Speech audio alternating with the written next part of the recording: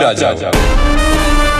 നാളെ Sai big boss രാജ്യം ഭരിക്കുന്ന നാട്ടുരാജാവുകയാണ്. 8 പ്രജകളാണ് സായിക്കുള്ളത്. അവരെ ആരെ വേണമെങ്കിലും എന്തും ചെയ്യിപ്പിക്കാൻ സായിക്ക് അനുവാദമുണ്ട്. പ്രജകളിൽ നിന്ന് മന്ത്രിയെയും രാജ്ഞിയെയും വേണമെങ്കിലും സായിക്ക് തിരഞ്ഞെടുക്കാം. പക്ഷേ സായിയുടെ മട്ടും ഭാവമൊക്കെ കണ്ടിട്ട് ഒരു ബന്ധങ്ങളുമില്ലാത്ത സിംഗിൾ പസംഗയെ പോലെയാണ് തോന്നുന്നത്.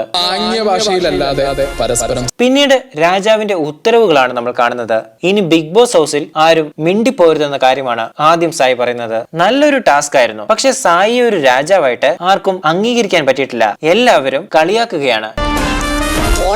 തനിക്കെതിരെ മോശമായിട്ട് സംസാരിക്കുന്നവരെ മുറിയിലിട്ട് പൂട്ടാനും തനിക്ക് ഇഷ്ടമുള്ളതൊക്കെ കഴിക്കാനുമുള്ള അധികാരം സായിക്കുണ്ട്. തന്നെ കളിയാക്കിയ ജാസ്മിനെ കൊണ്ട് മടുക്കുന്നവരെ ഡാൻസ് കളിപ്പിക്കുന്നുണ്ട് സായി. സായിയെ രാജാവായിട്ട് വാഴിപ്പിച്ചിട്ട് പണപ്പെട്ടി കൊടുക്കുമ്പോൾ സായി എടുക്കുമോ ഇല്ലയോ എന്ന് നമുക്ക് നോക്കാം. തനിക്കെതിരെ സംസാരിച്ചവരെയും ആംഗ്യം കാണിച്ചവരെയും ജയിലിലടയ്ക്കാൻ പോലും മടിക്കാത്തൊരു രാജാവാണ് സായി വലിയകോയി തമ്പുരാൻ.